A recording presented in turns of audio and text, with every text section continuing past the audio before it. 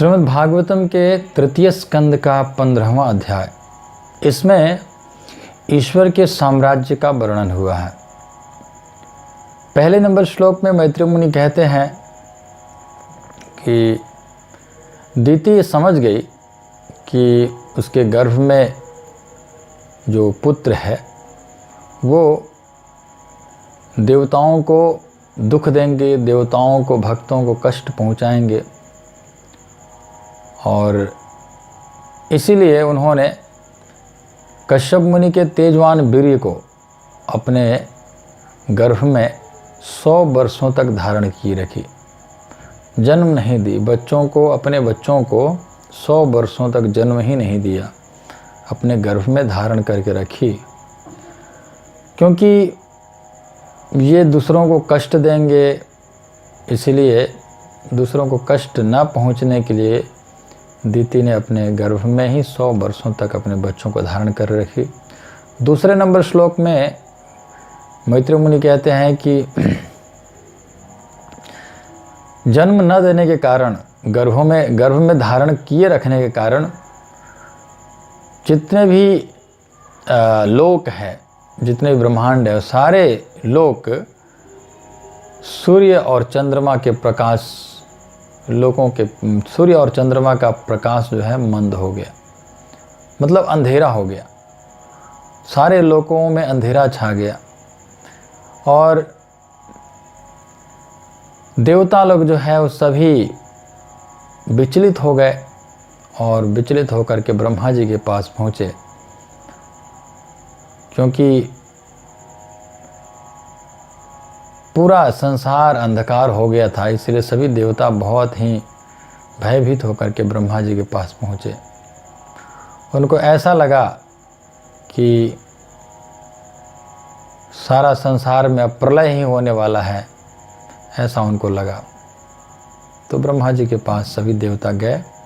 तीसरे नंबर श्लोक में मैत्रेय मुनि कहते हैं कि ब्रह्मा जी से देवताओं ने कहा कि इस अंधकार को देखिए, क्योंकि आप सब कुछ जानने वाले हैं, इसलिए कृपा करके आप बताइए और हमारी चिंता को दूर करिए। हमें बहुत चिंता हो रहा है, संसार में अंधकार क्यों हो रहा है। आप जानते हैं, क्योंकि आपको काल का प्रभाव नहीं छू सकता है, क्योंकि ब्रह्मा जी सत्यलोक में रहते हैं, तो वहाँ पर काल का प्रभाव छूता है, लेकिन कम छूता है वहाँ पर, मतलब बहुत ज़्यादा लंबा आयु होता है ब्रह्मा जी का। इसलिए आप सब कुछ जानने वाले हैं, आप कृपया हमें बताइए। तो चौथे नंबर श्लोक में सभी देवता ब्रह्मा जी से कह रहे हैं कि अन्य लोगों के जो सभी देवताओं के शिरोमणि हैं, आप सभी देवताओं के शिरोमणि हैं ब्रह्मा जी, और आप आध्यात्मिक और भौतिक दोनों ही जगतों में सारे जीवों के मनोभाव को जानते हैं ब्रह्मा जी। सभी देवता ब्रह्मा जी का गुणगान कर रहे हैं ब्रह्मा जी से। 5वां नंबर श्लोक में कहते हैं मैत्रेय मुनि की सभी देवता ब्रह्मा जी को कहते हैं कि हम आपको नमस्कार करते हैं, और आपने भगवान से पृथककृत रजोगुण स्वीकार किया है। आप बहिरंगा शक्ति की सहायता से अप्रकट स्रोत से उत्पन्न हुए हैं, आपको नमस्कार हैं। और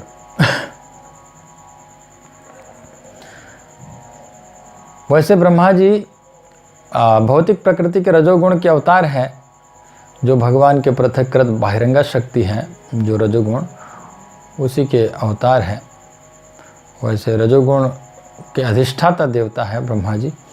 और 6ठे नंबर श्लोक में कहते हैं कि ये सारे लोग आपके भीतर विद्यमान हैं और सारे जीव आपसे उत्पन्न होते हैं ब्रह्मा जी से। कभी कभी ब्रह्मा जी प्रलय के समय ब्रह्मा जी के उदर में चले जाते हैं, सामान्य प्रलय में सभी जीव, और इसीलिए आप इस ब्रह्मांड के कारण हैं। सभी देवता ब्रह्मा जी की स्तुति करते हुए कह रहे हैं कि आप ब्रह्मांड के कारण हैं और अनन्य भाव से आपका ध्यान करते हैं लोग, जो जीव हैं या हम लोग हैं आपका ध्यान करते हैं, जो भी ध्यान करता है वह भक्ति योग को प्राप्त करता है। आपका जो ध्यान करता है, आपका जो ब्रह्मा जी का जो ध्यान करता है, देवता लोग कह रहे हैं।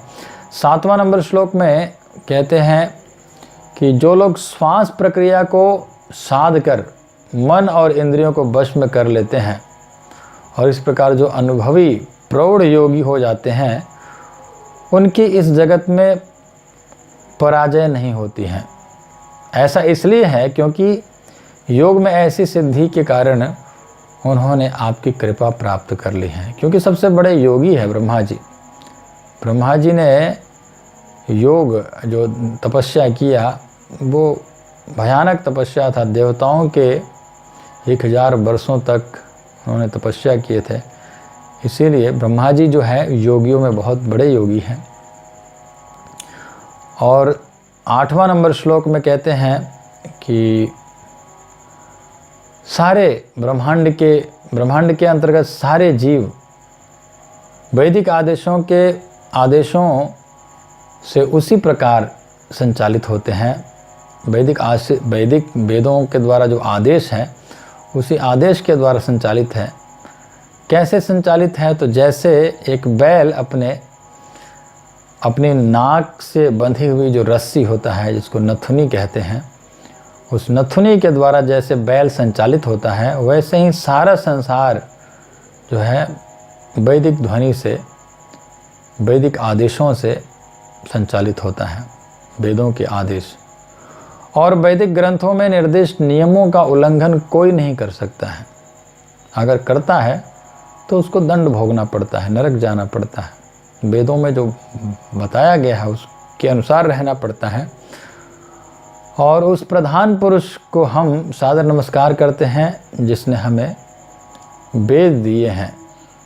ब्रह्मा जी ने हम लोगों ने पिछले अध्यायों में श्रवण किए थे कि ब्रह्मा जी के द्वारा ही वेद ब्रह्मा जी के मुख से प्रकट हुआ था। वैसे ब्रह्मा जी को भगवान के द्वारा प्राप्त हुआ था, फिर ब्रह्मा जी ने उसको। तो 9वां नंबर श्लोक में कहते हैं कृपया हम पर कृपा दृष्टि रखें। सभी देवता कह रहे हैं ब्रह्मा जी से कि हम पर कृपा दृष्टि रखें, क्योंकि हम कष्टप्रद स्थिति को प्राप्त हो चुके हैं। अंधकार हो गया है संसार और अंधकार के कारण हमारा सारा काम रुक गया है। सभी देवता ब्रह्मा जी से कह रहे हैं। 10वां नंबर श्लोक में कहते हैं कि जैसे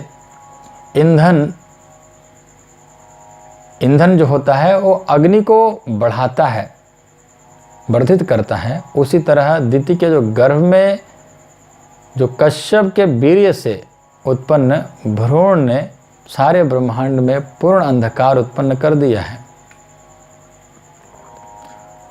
और 11वां नंबर श्लोक में मैत्री मुनि कहते हैं कि ब्रह्मा जी ने देवताओं की स्तुतियों से प्रसन्न होकर के उन्हें तुष्ट करने का प्रयास किया। ब्रह्मा जी ने 12वां नंबर श्लोक से ब्रह्मा जी ने बोलना प्रारंभ किए हैं। ब्रह्मा जी कहते हैं मानसा में सुता युष्मत पूर्वजा सनकादय, मेरे ही मानस पुत्र तुम्हारे पूर्वज सनक आदि ऋषि, सनक सनंदन सनातन सनत कुमार तुम्हारे पूर्वज, कभी कभी ये बिना किसी विशेष इच्छा से, कोई इच्छा नहीं कि हमें वहाँ जाना है, वहाँ कुछ काम करना है, ऐसे कुछ नहीं, वो बिना किसी विशेष इच्छा से ही वे भौतिक और आध्यात्मिक आकाशों का यात्रा करते रहते हैं। कभी भौतिक लोक में आते हैं, कभी आध्यात्मिक आकाश में चले जाते हैं। ये विचरण करते रहते हैं बिना किसी इच्छा के, बिना किसी विशेष इच्छा का, बिना किसी विशेष काम से ही ऐसे ही घूमते रहते, विचरण करते रहते हैं। 13वां नंबर श्लोक में ब्रह्मा जी कहते हैं कि सारे ब्रह्मांडों का भ्रमण करने के बाद वे चतुष कुमार, सनक सनंदन सनातन सनत कुमार, पूरे ब्रह्मांडों के भ्रमण करने के बाद आकाश में प्रविष्ट हुए, क्योंकि वे समस्त भौतिक कल्मश से मुक्त थे। आध्यात्मिक आकाश में प्रविष्ट हुए, आध्यात्मिक लोक में प्रविष्ट हुए। क्यों वे आध्यात्मिक लोक में प्रविष्ट कर सकते हैं? क्योंकि वे समस्त कल्मश से मुक्त है और आध्यात्मिक आकाश में अनेक आध्यात्मिक लोक हैं जो वैकुंठ कहलाते हैं। वैकुंठ लोक भी अनेक हैं और जो भगवान और उनके शुद्ध भक्तों का निवास स्थान है। जो वैकुंठ लोक है भगवान रहते हैं और भगवान के भक्त और समस्त भौतिक लोकों के निवासी द्वारा पूजे जाते हैं। सभी लोग पूजा करते हैं।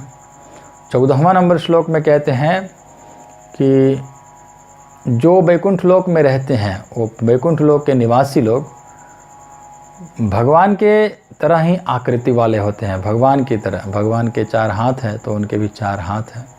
बिल्कुल भगवान की समान आकृति वाले होते हैं और वे सभी इंद्रिय तृप्ति की इच्छाओं से रहित हो करके भगवान की भक्ति में लगे रहते हैं। वो इंद्रिय तृप्ति में नहीं लगते हैं। भगवान के धाम में जो रहते हैं वो भगवान के सेवा में लगे रहते हैं, भक्ति में लगे रहते हैं। 15वां नंबर श्लोक में कहते हैं कि वैकुंठ लोकों में भगवान रहते हैं।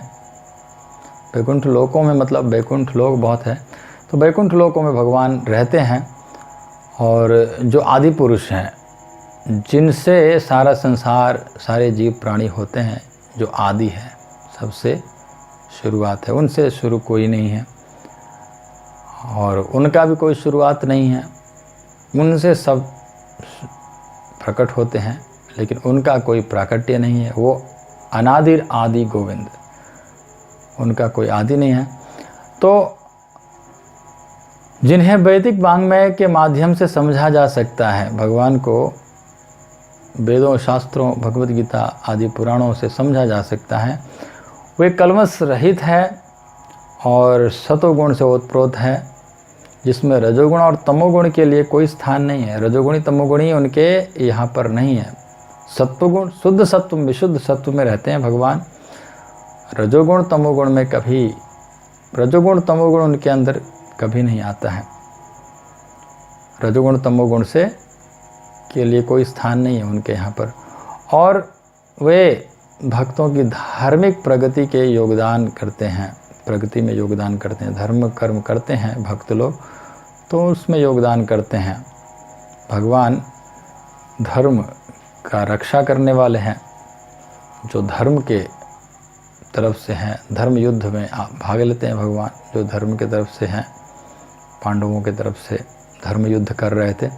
16वां नंबर श्लोक में कहते हैं कि ब्रह्मा जी कहते हैं देवताओं से कि उन वैकुंठ लोकों में अनेक वन हैं जो बहुत ही शुभ हैं और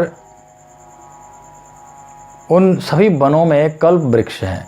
जितने भी वन हैं उस वनों में ऐसे साधारण सामान्य वृक्ष नहीं है, कल्प वृक्ष हैं जो सभी ऋतुओं में फूलों और फलों से लदे रहते हैं, किसी भी ऋतु में, क्योंकि वैकुंठ लोक में हर वस्तु आध्यात्मिक और साकार होता है। और 17वां नंबर श्लोक में ब्रह्मा जी कहते हैं कि वैकुंठ लोक के निवासी जो हैं अपने विमानों में अपनी पत्नियों और प्रेयसियों के साथ उड़ते रहते हैं, विमानों में बैठ करके, और भगवान के चरित्र और उनके कार्यों का गुणगान करते हैं, भगवान की लीलाओं का गुणगान करते हैं, जो सभी गुणों से सदैव, जो समस्त अशुभ गुणों से सदैव विहीन रहते हैं। उनमें अशुभ गुण नहीं होता है। जो वैकुंठ में रहते हैं उनके अंदर शुभ गुणों से भरे रहते हैं और भगवान के यश गान करते समय सुगंधित और मधु से भरे हुए पुष्पित माधवी फूलों की उपस्थिति तक का उपहास करते हैं। जो माधवी फूल होता है उसको भी उपहास करते हैं, जो मधु से भरा हुआ होता है, जो सुगंधित फूल से बना होता है, तो उसको भी उपहास करते हैं। वैकुंठ लोक के निवासी इतना सुंदर लगते हैं, इतना सुंदर गायन करते हैं। और 18वां नंबर श्लोक में कहते हैं कि जब भंवरों का राजा भगवान की महिमा का जब गायन करते हुए उच्च स्वर से गुनगुनाने लगता है तो कबूतर, कोयल, सारस, चक्रवाक, हंस, तोता, तीतर और मोर का शोर अस्थायी रूप से बंद पड़ जाता है। और ऐसे दिव्य पक्षी केवल भगवान की महिमा सुनने के लिए अपना गाना बंद कर देते हैं। सभी पक्षी लोग जो हैं, ये सभी कोयल, कबूतर, सारस, ये सभी गाना बंद कर देते हैं जब भंवरों का राजा जब गुनगुनाता है, सब सुनने के लिए। क्योंकि भंवर का आवाज़ जो है कम होता है, तो भंवर की आवाज़ को सुनने के लिए सभी चुप हो जाते हैं और सुनने लगते हैं। 19वां नंबर श्लोक में कहते हैं कि मदार, कुंद और कुर्वक, उत्पल, चंपक, अर्ण, पुन्नाग और नागकेशर, बकुल और कुमुदिनी और पारिजात जैसे फूलों वाले पौधे दिव्य सुगंधित से पूरित होते हैं। ये सभी फूलों का नाम है। ये सभी सुगंध प्रदान करने वाले फूल है, बहुत सुंदर सुगंधित होते हैं। फिर भी इन सभी फूलों के होते हुए भी भगवान जो है तुलसी के द्वारा प्रसन्न होते हैं, क्योंकि तुलसी द्वारा की गई तपस्या से सचेत है। भगवान जानते हैं तुलसी कितना सुंदर तपस्या की वृंदा देवी। तो क्योंकि भगवान तुलसी को विशेष वरीयता प्रदान करते हैं, स्वयं तुलसी और तुलसी की पत्तियों की माला पहनते हैं। फूलों की माला भी पहनते हैं, लेकिन तुलसी को ज़्यादा प्रधानता देते हैं। इतने सुंदर सुंदर सुगंधित फूलों के होने के बावजूद भी तुलसी को ज़्यादा महत्व देते हैं भगवान। तो इस श्लोक के तात्पर्य में प्रभुपाद जी एक बहुत सुंदर बात कहे हैं कि एक बार एक नास्तिक स्वामी था, उसने तुलसी के पौधे को, उसने कहा कि इस तुलसी के पौधे को सींचने से क्या लाभ, क्या फ़ायदा है। तुलसी के पौधे को सींचने से, पानी डालने से क्या फ़ायदा। इससे तो अच्छा होगा कि बैगन को सींचना होगा। बैगन को अगर सींचेंगे तो वो फल देगा, बैगन जो है फल देगा। लेकिन तुलसी को सींचने से क्या लाभ, तुलसी क्या देगा। तो प्रभुपाद जी कहते हैं कि ये मूर्ख प्राणी भक्ति से अपरिचित होने के कारण कभी कभी सामान्य लोगों की शिक्षा के साथ उत्पात मचाते हैं। सामान्य लोगों को शिक्षा देना चाहते हैं और खुद अज्ञानी होते हैं, और ये लोग उत्पात मचाते हैं। प्रभुपाद जी कहते हैं कि कुछ इन लोग को ज्ञान होता नहीं भक्ति के विषय में, और ऐसे बातें करते हैं। 20वां नंबर श्लोक में कहते हैं कि वैकुंठ निवासी जो होते हैं वैदुर्य, मरकत और स्वर्ण के बने हुए अपने अपने विमानों में यात्रा करते हैं। विमान जो होता है वो ऐसे साधारण लकड़ी उकड़ी से नहीं बना हुआ होता है। वैकुंठ लोक के जो विमान होता है वो वैदुर्य, मरकत और स्वर्ण आदि से, मणियों से बना हुआ वो विमान होता है। उस विमानों में सब बैठ करके यात्रा करते हैं वैकुंठ निवासी। जबकि वह विशाल नितंबों और सुंदर हंसीले मुखों वाली अपनी अपनी प्रेयसियों के साथ सटे रहते हैं। बहुत सुंदर सुंदर वहाँ के देवियाँ हैं, उनके साथ रहते हैं ये वैकुंठ निवासी। लेकिन उनके हंसी मजाक और उनके सुंदर मोहक से भी कामोत्तेजित नहीं होते हैं, क्योंकि वहाँ पर कोई काम का कोई स्थान नहीं है। भगवान के धाम में काम वासना की कोई स्थान नहीं है, वहाँ पर प्रेम ही प्रेम से भरा हुआ है। इसलिए वहाँ पर कोई काम की भावना आती ही नहीं है। बहुत सुंदर सुंदर देवियाँ हैं, फिर भी वहाँ के लोगों के अंदर कोई काम भावना नहीं आता है। 21वां नंबर श्लोक में कहते हैं कि वैकुंठ लोक के जो महिलाएं हैं वो इतना सुंदर है जैसे देवी लक्ष्मी हैं। स्वयं लक्ष्मी की तरह सभी देवियाँ सुंदर सुंदर हैं, और ऐसे दिव्य सुंदरियाँ जिनके हाथ कमलों के साथ क्रीड़ा करते हैं। जो देवियाँ हैं वो हाथों में कमल लेकर के घुमाते रहती हैं, और पाँव में नुपुर झनकार करते हैं। कभी कभी उन संगमरमर की दीवारों को जो थोड़ी थोड़ी दूरी पर सुनहले किनारों से अलंकृत है, इसलिए बुहारती देखी जाती है कि उन्हें भगवान की कृपा प्राप्त हो सके। वैसे भगवान के धाम में बहारने के लिए कोई ज़रूरत नहीं है, वहाँ पर धूल मिट्टी नहीं होता है। लेकिन ये जो देवियाँ हैं, ये बार बार झाड़ते बुहारते पोंछा लगाते रहती हैं।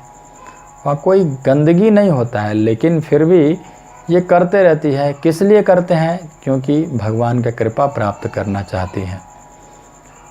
बिना किसी धूल मिट्टी के ही ऐसे ही झाड़ने बुहारने में लगे रहती हैं, क्योंकि भगवान की कृपा प्राप्त करना चाहती हैं। 22वां नंबर श्लोक में कहते हैं कि लक्ष्मियाँ उन उद्यानों में दिव्य जलाशयों के मूंगे से जड़े किनारों पर तुलसी अर्पित करके भगवान की पूजा करती हैं। ये जो देवियाँ हैं, ये लक्ष्मियाँ हैं, लक्ष्मी जी हैं, सब लक्ष्मी की तरह है। और ये सभी क्या करती हैं? क्योंकि लक्ष्मी सहस्त्र शत संभ्रम से विमाणम गोविंदमादि पुरुषम तो ब्रह्मा जी कहते हैं कि हजारों लाखों लक्ष्मियाँ हैं जो वैकुंठ में हैं, तो वो हजारों लाखों लक्ष्मियाँ गोविंद का सेवा करती हैं। उन गोविंद का मैं भजन करता हूँ। तो भगवान की पूजा करते समय वे उभरे हुए नाकों से युक्त अपने अपने सुंदर मुखों के प्रतिबिंब को जल में देख सकती हैं। जलाशय के बगल में भगवान को पूजा करती हैं, वो तुलसी अर्पित कर करके भगवान की पूजा करती हैं। तो वो जल के अंदर वो अपने चेहरे को देख सकती हैं, और ऐसा प्रतीत होता है मानो भगवान द्वारा मुख चुंबित होने से वे और भी अधिक सुंदर बन गई हैं। वो अपने आप को देखती हैं तो वो बहुत और भी सुंदर लगती हैं, क्योंकि वो खुश रहती हैं। ऐसा लगता है कि भगवान उनको चुंबन कर रहे हैं। तो 23वां नंबर श्लोक में कहते हैं कि ब्रह्मा जी कहते हैं देवताओं से कि अभागे लोग जो हैं वैकुंठ लोक के विषय में चर्चा नहीं करते हैं, जो अभागे लोग हैं, और ऐसे विषयों में लगे रहते हैं जो सुनने के लायक भी नहीं हैं। वैकुंठ लोक के विषय में बात ही नहीं करते हैं, और ऐसे विषय में बातें करते रहते हैं जो सुनने के लायक भी नहीं है, ब्रह्मा जी कहते हैं। और मनुष्य की बुद्धि को संभ्रमित करते हैं, ऐसी बातों से संभ्रमित करने वाली बातें करते रहते हैं जो बिना मतलब का। और जो लोग वैकुंठ के प्रसंगों का त्याग करते हैं, वो लोग भौतिक जगत की बातें चलाते हैं, वे अज्ञान के गहनतम अंधकार में फेंके दिए जाते हैं। ऐसे लोगों को अज्ञान के गहनतम अंधकार में फेंक दिया जाता है। ऐसे लोगों को जो भगवान के विषय में, भगवान के वैकुंठ के विषय में नहीं करते हैं बात, और संसार के विषय में बातें करते रहते हैं। 24वां नंबर श्लोक में ब्रह्मा जी ने कहा, ब्रह्मा जी कहते हैं कि हे देवताओं, मनुष्य जीवन इतना महत्वपूर्ण है कि हमें भी ऐसे जीवन को पाने की इच्छा होती है। ब्रह्मा जी कहते हैं कि मुझे भी मनुष्य बनने को इच्छा होती है, क्योंकि बहुत महत्वपूर्ण है मनुष्य जीवन। क्योंकि मनुष्य रूप में पूर्ण धार्मिक सत्य और ज्ञान प्राप्त किया जा सकता है मनुष्य शरीर में। यदि इस मनुष्य जीवन में कोई व्यक्ति भगवान और उनके धाम को नहीं समझ पाता है, तो यह समझना होगा कि यह बाह्य प्रकृति के प्रभाव से अत्यधिक ग्रस्त है। अगर भगवान के विषय में नहीं सुनता है, भगवान के कथा नहीं सुनता है, भगवान के विषय में आकर्षित नहीं होता है, तो उसको समझना चाहिए कि वो संसार के प्रति बहुत ज़्यादा ग्रस्त है। संसार उसको बहुत ग्रस लिया है, सांसारिक वस्तु उसको ग्रस लिया है, भगवान में आकर्षित नहीं हो रहा है।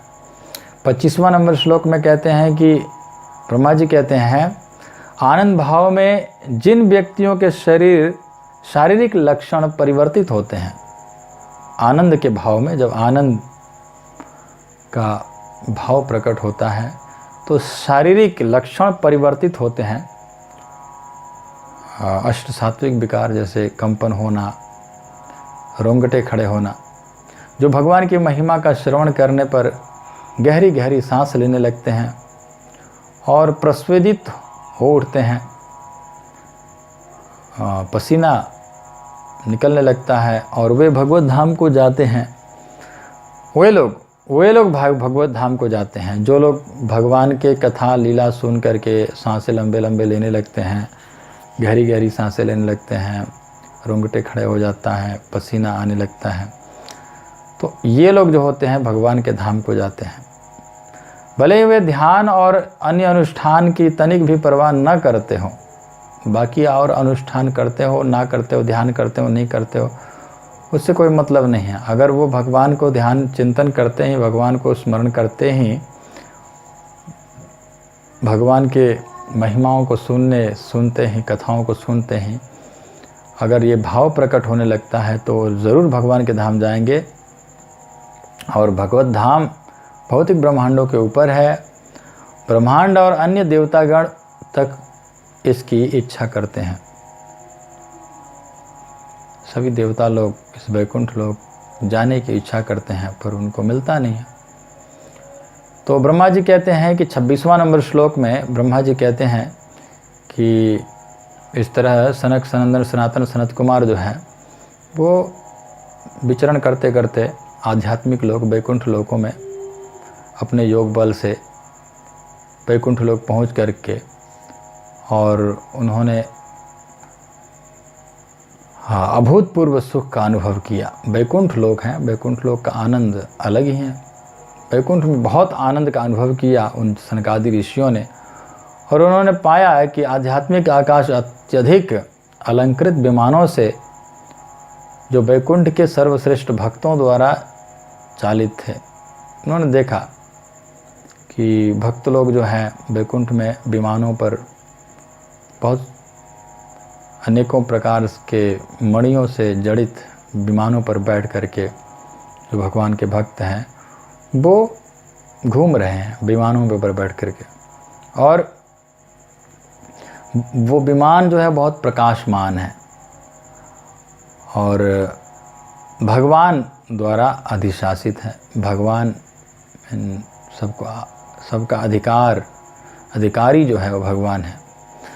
और 27वां नंबर श्लोक में ब्रह्मा जी कहते हैं कि वैकुंठपुरी में 6 द्वारों को पार करने के बाद ये जो सनकादि ऋषि हैं, सनक सनंदन सनातन सनत कुमार, ये 4 कुमार, ये वैकुंठ लोक में पहुंच करके और 6 द्वारों को पार कर लिए।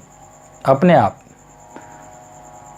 पार करते जा रहे, दरवाज़ा खोलते हुए घुसते जा रहे थे। कोई नहीं था, हो सकता है कोई नहीं होगा, तो ऐसे अपना दरवाज़ा खोलते हुए घुसते हुए चले गए।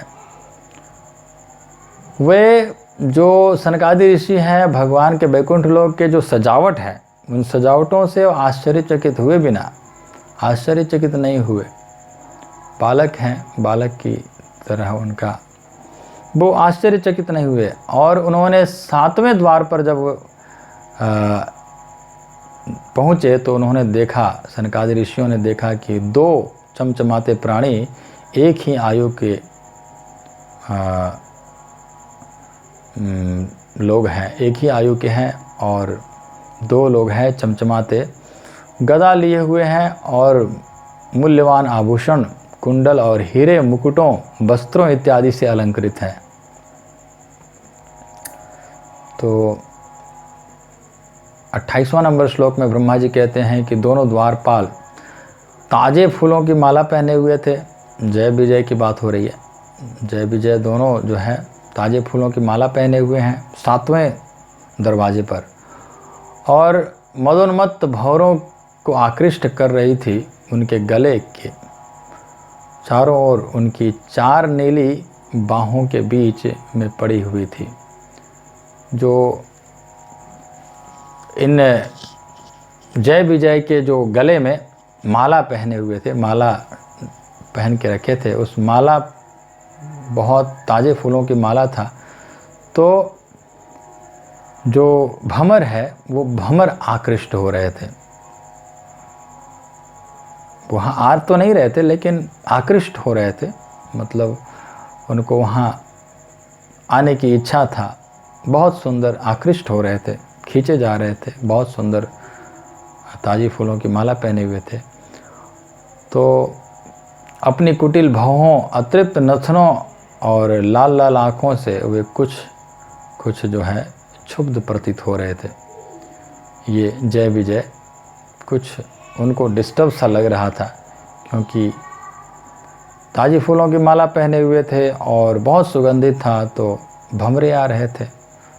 29वां नंबर श्लोक में ब्रह्मा जी कहते हैं कि सनक, सनंदन, सनातन, सनत कुमार, ये जो 4 ऋषि हैं, ये चारों ऋषि दरवाजे को खोलते हुए 6 दरवाजे को खोलते हुए चले गए अंदर। कैसे? तो अपने और पराये का विचार किए बिना। कैसे खोला दरवाज़ों को? तो ना अपना और पराये का कोई विचार नहीं होता है बच्चों को। बच्चे किसी भी दरवाजे को खोलते हुए अंदर चले जाते हैं। कि उसी तरह अपने और पराये का किसी प्रकार के बिना चिंता किए बिना, विचार किए बिना वो अंदर घुसते चले गए। और उन्होंने खुले मन से, अपनी इच्छा से उसी तरह 7वें द्वार में भी प्रवेश किया जिस तरह वे अन्य 6 दरवाज़ों से होकर आए थे। बाकी जैसे 6 दरवाजे को खोलते हुए आए थे, वैसे ही 7वें में भी प्रवेश किया। तो सोने और हीरों से बने हुए थे वो जो 7वां दरवाज़ा भी ऐसे ही था, सभी दरवाज़ा। तो 30वां नंबर श्लोक में ब्रह्मा जी देवताओं को कहते हैं कि वो जो कुमार हैं, 4 कुमार, इनके शरीर को ढकने के लिए वायुमंडल के अतिरिक्त और कुछ भी नहीं है। मतलब बिल्कुल नग्न है, कोई वस्त्र नहीं पहने हुए हैं और 5 बरस की आयु के लग रहे थे। बिल्कुल ब्रह्मा जी के जो सनकादि ऋषि जो है 4 कुमार, ये बिल्कुल 5 बरस की आयु से कभी बढ़ते नहीं हैं, हमेशा 5 बरस की आयु के ही रहते हैं। और है तो वैसे सभी जीवों से वृद्ध है, सबसे पुराने हैं, ब्रह्मा जी के सबसे पहले बेटे हैं। उसके बाद में सब मनु आदि हुए और हम लोग मनुओं से सभी जीवों का ब्रह्मा जी के बाद वहीं चतुष्क कुमार हैं। तो है तो बहुत पुराने, लेकिन देखने में 5 बरस के ही लगते हैं। उन्होंने आत्मा के सत्य की अनुभूति को प्राप्त कर लिया है। लेकिन जब द्वारपालों ने, जिनके स्वभाव भगवान को तनिक भी रुचिकर न थे, भगवान को बिल्कुल पसंद नहीं था जो द्वारपालों का स्वभाव, इन मुनियों को देखा तो उन्होंने उनके यश का उपहास करते हुए अपने डंडे से उनका रास्ता रोक दिया। द्वारपालों ने, जय विजय ने इन मुनियों को रोक लिया डंडा दिखा करके, जबकि मुनि उनके हाथों से ऐसा बर्ताव पाने के योग्य न थे। बालक थे, छोटे छोटे मुनि, ऋषि मुनि हैं, उनको डंडा दिखा करके इस तरह से रोकना ये योग्य नहीं था उनके लिए, उनके योग्य नहीं था। लेकिन उन लोगों ने, जय विजय ने इस तरह से डंडा दिखा करके रोका।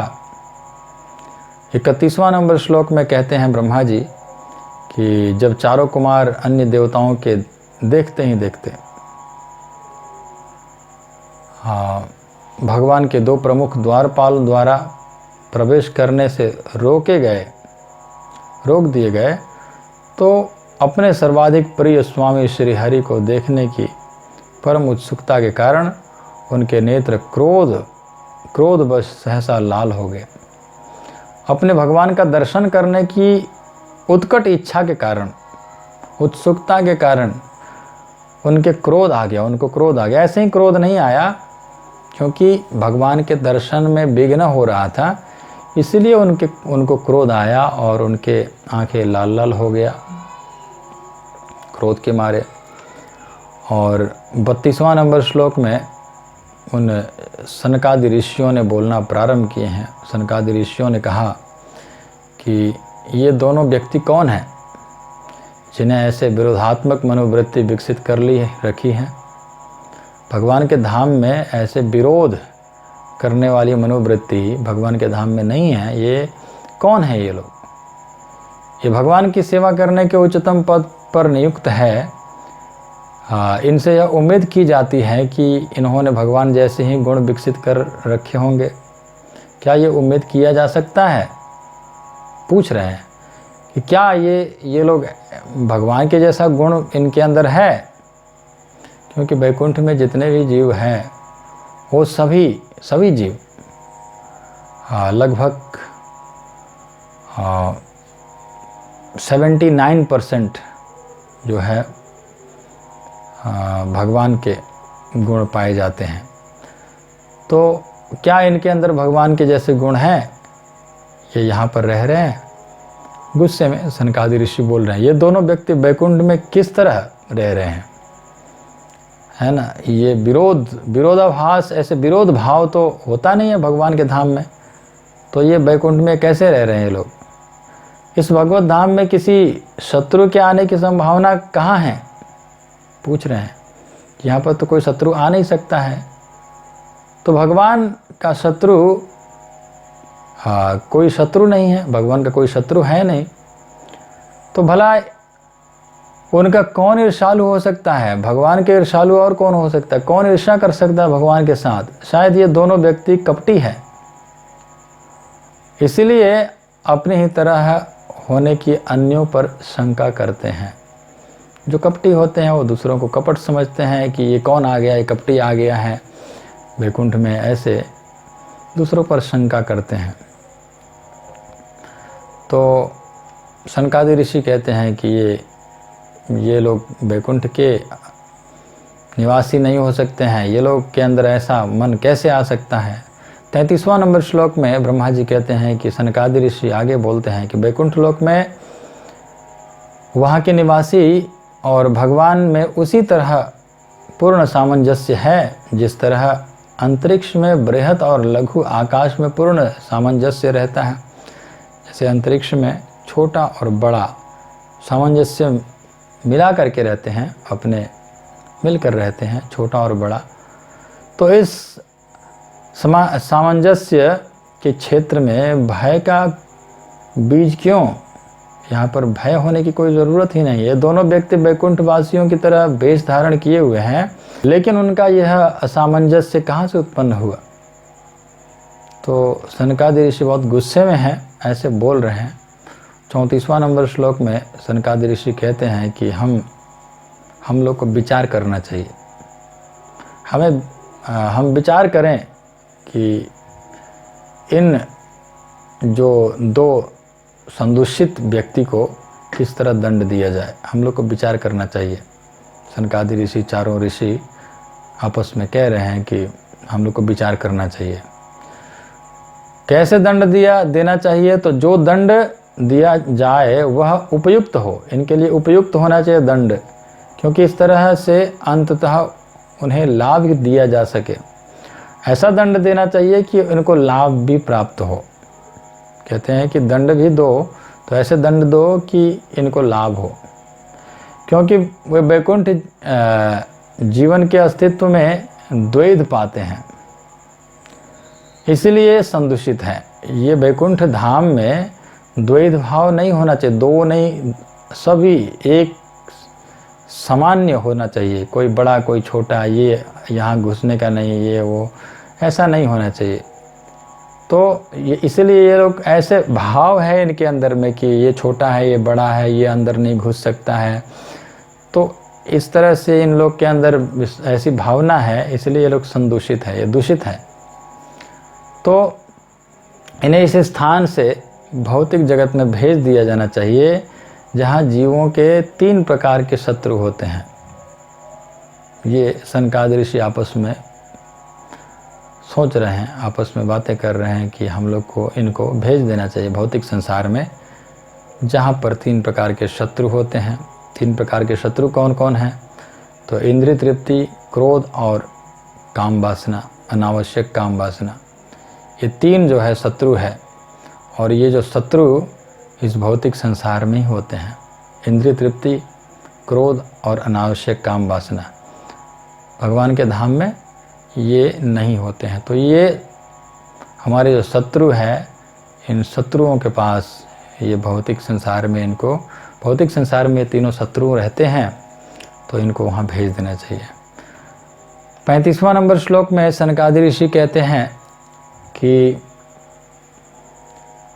हाँ, ब्रह्मा जी कहते हैं कि जब वैकुंठ लोक के द्वारपालों ने, जो कि सचमुच ही भगवत भक्त थे, ये देखा कि ब्राह्मणों द्वारा शापित होने वाले हैं, तो वे तुरंत बहुत भयभीत हो उठे और बहुत ज़्यादा चिंता के कारण ब्राह्मणों के चरणों को पकड़ लिए, सनकादि ऋषियों के चरणों में गिर पड़े।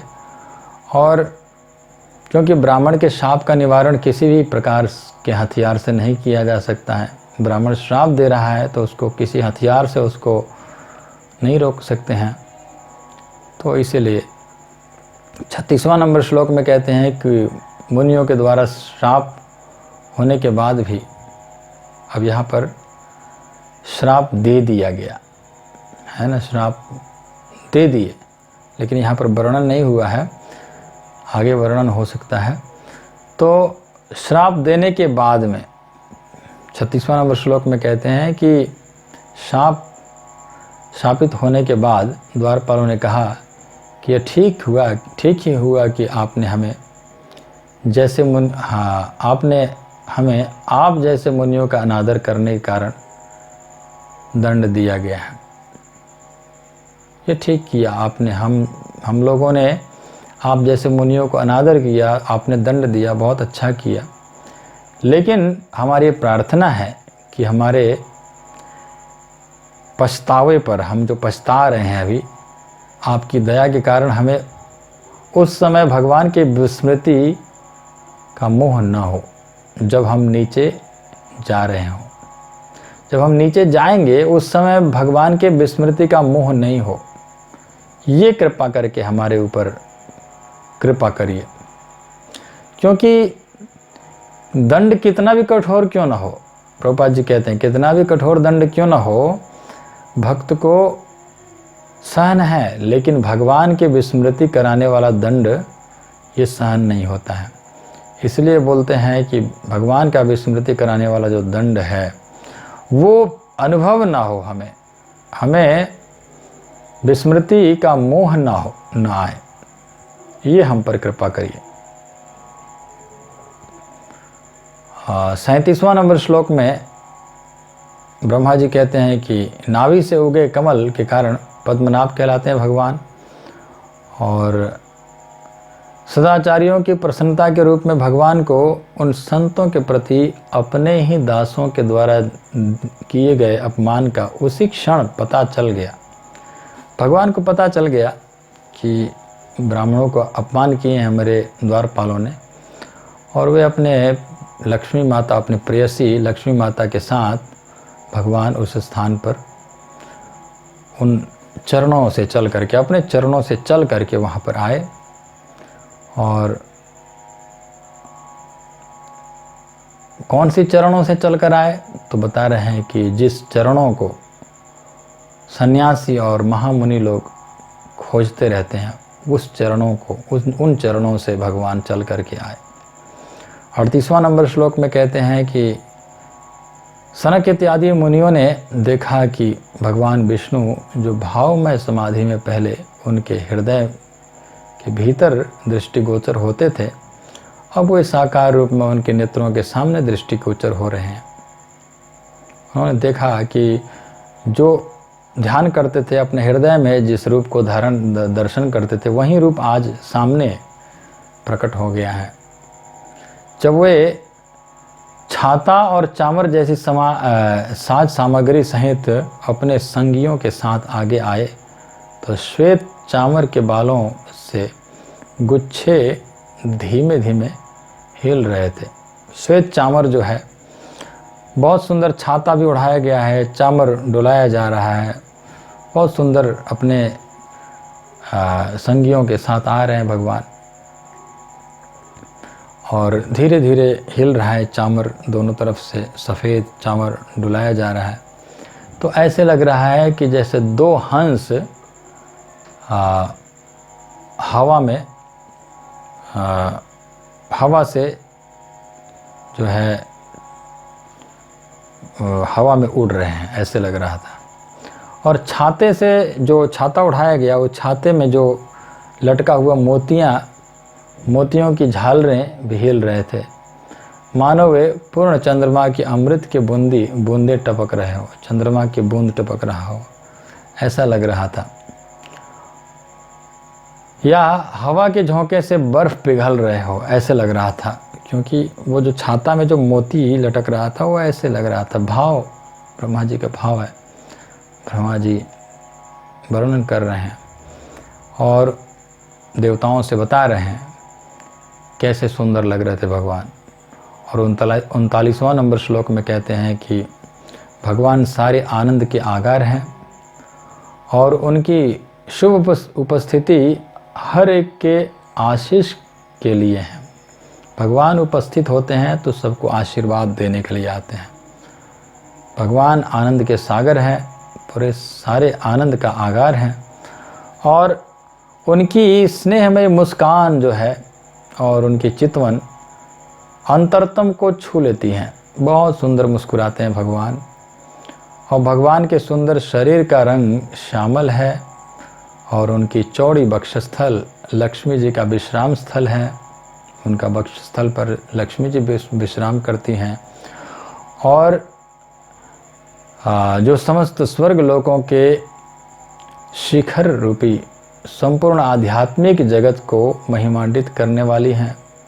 इस तरह ऐसा प्रतीत हो रहा था मानो भगवान स्वयं ही आध्यात्मिक जगत के सौंदर्य और सौभाग्य का विस्तार कर रहे हों।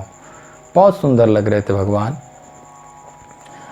और 40वां नंबर श्लोक में कहते हैं कि भगवान के जो भगवान करधनी से अलंकृत थे, माने बेल्ट अपने कमर पर करधनी पहने हुए थे, बेल्ट पहने हुए थे और उनके जो विशाल कमर को आवृत किया हुआ था, पीत वस्त्र चमचमा रही थी, पीले वस्त्र पहने हुए थे और उसके ऊपर से बेल्ट पहने हुए थे। वे ताजे फूलों की माला पहने थे भगवान और जो गुंजरित भंवरों से लक्षित थी। भंवरे जो है देख रहे थे, जो ताजे फूलों की माला पहने हुए थे, तो भंवरे आकर के डिस्टर्ब नहीं कर रहे थे, लेकिन हाँ लक्षित वो देख रहे थे। बहुत सुंदर सुंदर फूलों की माला और उनकी सुंदर कलाइयों पर कंगन सुशोभित थे, कंगन पहने हुए थे अपने कलाइयों पर और वे अपना एक हाथ अपने वाहन गरुड़ के कंधे पर रखे थे। एक हाथ जो है गरुड़ के कंधे पर भगवान रखे थे और दूसरे हाथ कमल का फूल घुमा रहे थे दूसरे हाथ में। 41वां नंबर श्लोक में कहते हैं कि उनका मुखमंडल गालों से सुस्पष्ट हो रहा था। मुखमंडल जो है गालों से सुस्पष्ट हो रहा था, जो उनके बिजली को मात करने वाले मकराकृत कुंडल की शोभा को बढ़ा रहे थे।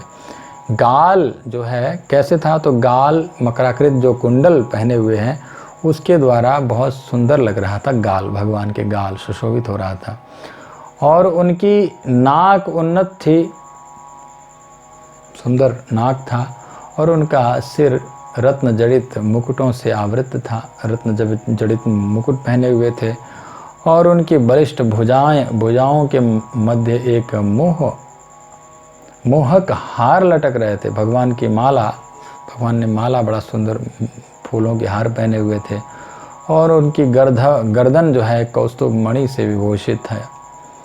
भगवान के गर्दन पर कौस्तुभ मणि था, कौस्तुभ मणि पहने हुए थे।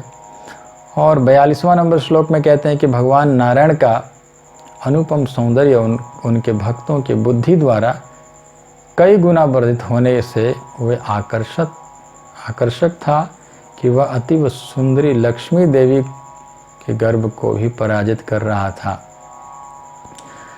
लक्ष्मी देवी के गर्भ को भी पराजित कर रहा था, इतने सुंदर लग रहे थे भगवान। लक्ष्मी जी भी साथ में हैं, लक्ष्मी जी साथ में है, गरुड़ के कंधे पर हाथ रखे हुए हैं, बगल में लक्ष्मी जी भी हैं तो लक्ष्मी जी के गर्भ को भी पराजित कर रहा था भगवान के सौंदर्य।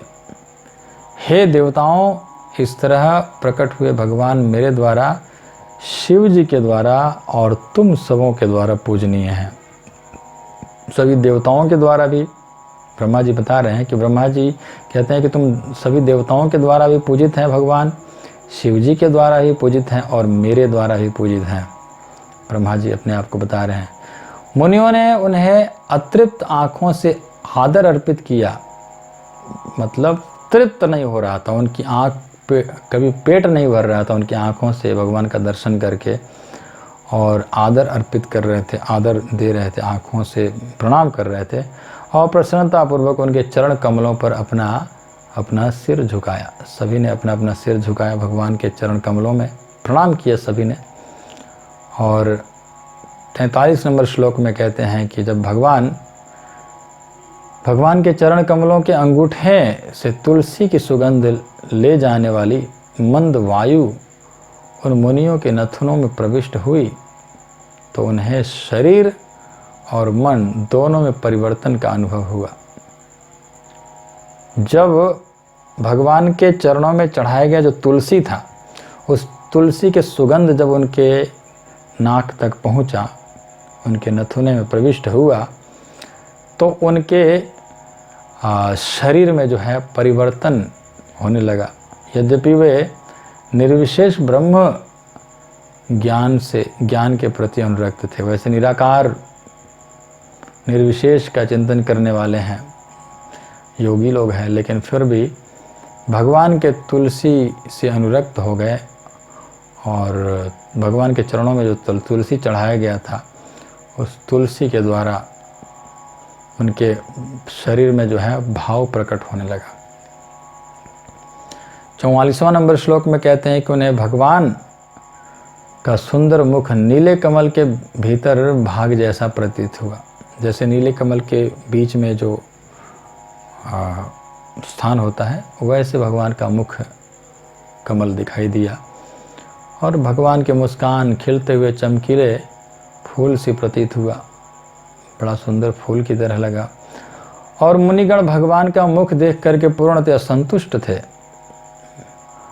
जब उन्होंने अधिक देखना चाहा तो उन्होंने उनके चरण कमलों के नाखूनों को देखा जो पन्ना जैसे थे। भगवान के चरण कमल में जो नाखून है वो मणि की तरह चमक रहा था। इस तरह वे भगवान के शरीर को बारंबार निहारते रहे। इसलिए उन्होंने अंत में भगवान के साकार रूप का ध्यान किया। अब वो साकारवादी हो गए, निराकार से साकार में आ गए। अब वो भगवान के भक्त बन गए। 45वां नंबर श्लोक में कहते हैं कि यही भगवान का वह रूप है जिसका ध्यान योग विधि के अनुयायी करते हैं। जो योग विधि के अनुयायी लोग जो हैं वो भगवान के इसी रूप का ध्यान करते हैं। जो हमारे हृदय में जो परमात्मा है वो ठीक यही चार भुजा वाले जो विष्णु भगवान का जो ये शंख चक्र गदा पद्म ले रखे हैं, इसी रूप को ध्यान करते हैं योग विधि के जो अनुयायी लोग हैं, योगी लोग। और ध्यान में यह योगियों को मनोहर लगता है, बहुत सुंदर लगता है। यह काल्पनिक नहीं है अपितु वास्तविक है, जैसा कि महान योगियों ने सिद्ध किया है।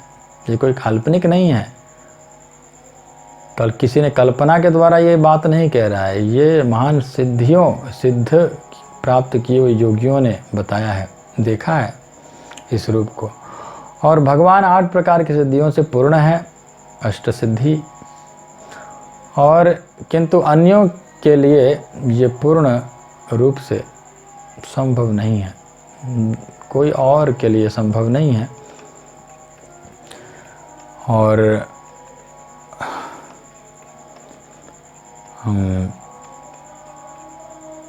46 नंबर श्लोक में सनकादि ऋषि कहते हैं,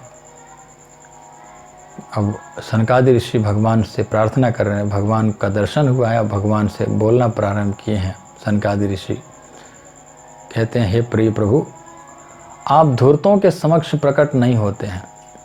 जो धूर्त लोग होते हैं उनके सामने भगवान प्रकट नहीं होते। यद्यपि आप हर एक के हृदय के भीतर आसीन रहते हैं, वैसे सभी जीवों के अंदर है, लेकिन सबके सामने प्रकट नहीं होते हैं, धूर्तों के सामने नहीं प्रकट होते हैं। किंतु जहाँ तक हमारा संबंध है, हम आपको अपने समक्ष देख रहे हैं। यद्यपि आप अनंत हैं, हमने आपके विषय में अपने पिता ब्रह्मा के द्वारा अपने कानों से जो कथन सुनते हैं, वे अब आपके कृपा पूर्ण प्राकट्य से वस्तुतः साकार हो गए हैं। सनकादि ऋषि कह रहे हैं कि जो हम अपने पिताजी से सुनते थे, वो आज हम साकार रूप में देख रहे हैं। हमारे पिताजी ब्रह्मा जी जो बताते थे, वो बात हम लोगों ने आज सामने देख रहे हैं कि भगवान कैसे सुंदर हैं, भगवान का वैकुंठ लोक कैसा है। ब्रह्मा जी भगवान का दर्शन किए थे, वैकुंठ आए थे, तो उन्होंने देखा था, तो अपने बच्चों को बता रहे थे, सनकादि ऋषियों को। तो जो हमारे पिताजी ने जो सुनाया था, वो सचमुच आज साकार रूप में हमें देखने को मिल रहा है, सनकादि ऋषि कह रहे हैं। 47वां नंबर श्लोक में सनकादि ऋषि कहते हैं कि आप परमेश्वर हैं, जो अपने दिव्य रूप को अकलुषित सतोगुण में प्रकट करते हैं, विशुद्ध सत्वगुण में प्रकट करते हैं भगवान। और आपका यह दिव्य शाश्वत रूप आपकी कृपा से ही अविचल भक्ति के द्वारा उन मुनियों द्वारा समझा जा सकता है, जिनके हृदय भक्तिमयी विधि से शुद्ध किए जा चुके हैं। जिनका हृदय शुद्ध हो चुका है, वही केवल भगवान के इस शाश्वत रूप का दर्शन कर सकते हैं। 48वां नंबर श्लोक में कहते हैं कि वे व्यक्ति जो वस्तुओं को यथारूप में समझने में अत्यंत पटु है और सर्वाधिक बुद्धिमान है, अपने को भगवान के शुभ कार्यों तथा उनके लीलाओं की कथाओं को सुनने में लगाते हैं। जो बुद्धिमान लोग हैं, जो समझने में अत्यंत पटु हैं, जो सर्वाधिक बुद्धिमान हैं, वो लोग भगवान की कथा लीला सुनने में अपने आप को लगाते हैं। और जो कीर्तन और श्रवण के योग्य होती हैं, भगवान की लीला कथा जो है, कीर्तन करना, श्रवण करना, ये श्रवण कीर्तन के योग्य होता है भगवान का लीला कथा। ऐसे व्यक्ति सर्वोच्च भौतिक वर की अर्थात मुक्ति की भी परवाह नहीं करते हैं, भौतिक संसार की वस्तु की इच्छा नहीं रखते हैं, यहाँ तक कि मुक्ति भी नहीं चाहते ऐसे भक्त लोग जो होते हैं। और स्वर्गलोक के भौतिक सुख जैसे कम महत्वपूर्ण के विषय में तो कुछ कहना ही नहीं है। स्वर्गलोक के भौतिक सुख की तो बात ही छोड़िए, यहाँ तक कि मुक्ति को भी ठुकरा देते हैं ऐसे जो भक्त होते हैं। और 49वां नंबर श्लोक में कहते हैं कि हे प्रभु, हम आपसे प्रार्थना करते हैं कि जब तक हमारे हृदय और मन आपके चरण कमलों की सेवा में लगे रहें, हमारे शब्द आपके कार्यों के कथन से सुंदर बनते रहें। जिस तरह आपके चरण कमलों पर चढ़ाए गए तुलसी दल सुंदर लगते हैं। कहते हैं कि आपके जो लीला कथा है, ये हमारे मुख से वर्णन होते रहे और हमारी वाणी जो है सुंदर लगे। कैसे सुंदर लगे? जैसे आपके चरणों में चढ़ाया गया तुलसी सुंदर लग रहा है, वैसे आपके लीला कथाओं को वर्णन करते हुए हमारी वाणी जो है सुंदर लगे।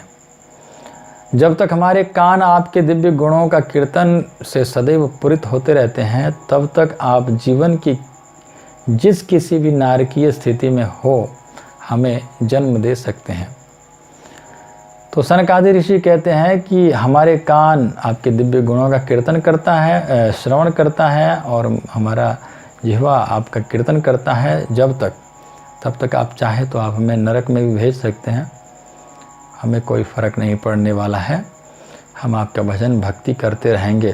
सनकादि ऋषि भगवान का भक्त बन गए हैं, बहुत अच्छे भक्त। 50वां नंबर श्लोक में कहते हैं कि हे प्रभु, हम भगवान के रूप में आपके नित्य स्वरूप को सादर नमस्कार करते हैं। भगवान के रूप में आपका ये जो भगवान का जो रूप है, इस रूप में हम आपको नमस्कार करते हैं, जिसे आपने इतनी कृपा करके हमारे समक्ष प्रकट किया है। तो भगवान साकार रूप में आज प्रकट हुए हैं। जो निराकारवादी थे, आज साकार रूप में भगवान का दर्शन प्राप्त कर रहे हैं। तो कहते हैं आपका परम नित्य स्वरूप अभागे अल्पज्ञ व्यक्तियों द्वारा नहीं देखा जा सकता है। जो अभागे लोग हैं, जो अल्पज्ञ लोग हैं, वो आपके इस स्वरूप को दर्शन नहीं कर सकते हैं, किंतु हम इसे देखकर अपने मन में तथा दृष्टि में अत्यधिक तुष्ट हैं। हम बहुत तुष्ट हैं, हमें बहुत आनंद मिला आपके इस स्वरूप का दर्शन करके। तो ये हुआ हमारा 15वां अध्याय।